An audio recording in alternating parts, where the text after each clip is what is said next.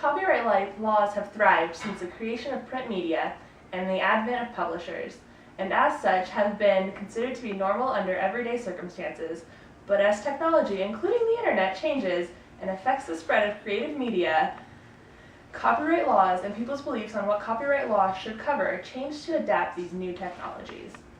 The same as any other consumers, media consumers should know what it is they're buying and what regulations apply to the products they consume. And it is an artist's responsibility to understand how they are selling their products. It is essential for the Americans to understand the copyright laws that govern the media and the media that they consume. Copyright law has been enacted by governments, and most control of copyright laws reside in the hands of the government. Copyright law was originally designed to protect the investments of publishers. In the 1700s, copyright law only covered printing books for 14 years, according to Lawrence Lessig's book, Free Culture, published in 2004. Copyright has changed to giving more power to protect copyright and increase the duration of copyright protection, with U.S. law now covering all forms of media for the life of the author, plus an additional 70 years. Copyright's past lies with the physical manifestation, as you can't copy an idea. However, that might be changing.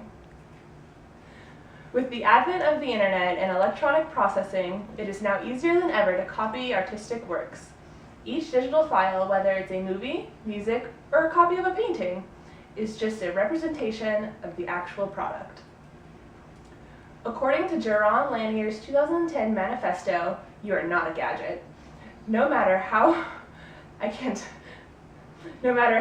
a title, a digital file may appear to be similar to the media it is showing, it is still only electronic data. Because of the difference between physical and digital data, copyright law and the way companies protect their rights are now changing. Companies can place copyright protection rights on data disk and directly on data itself, and have set new ideas on how copyright law is punishable. Companies have created technologies that control the communications of media.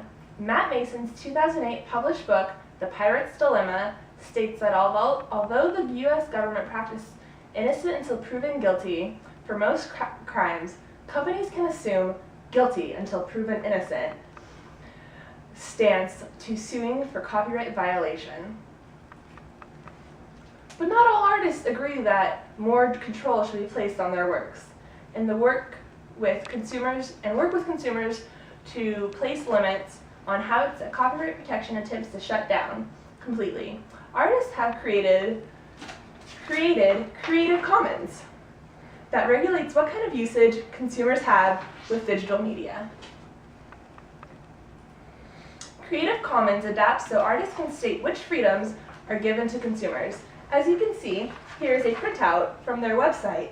It asks questions such as, do you want to require attribution? Do you want to allow commercial use of your work? And do you want to allow modifications of your work, with options for you to choose?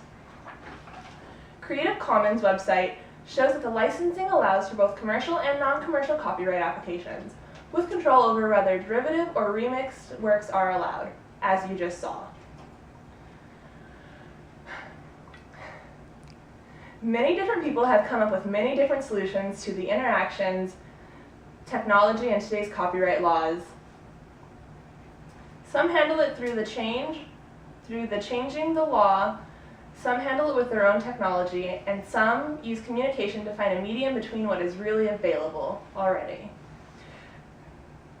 Some, with understanding of everyone's stance, agree, and so with an understanding of everyone's stance, an agreement can be better reached between the government, producers, sellers, and consumers. Thank you.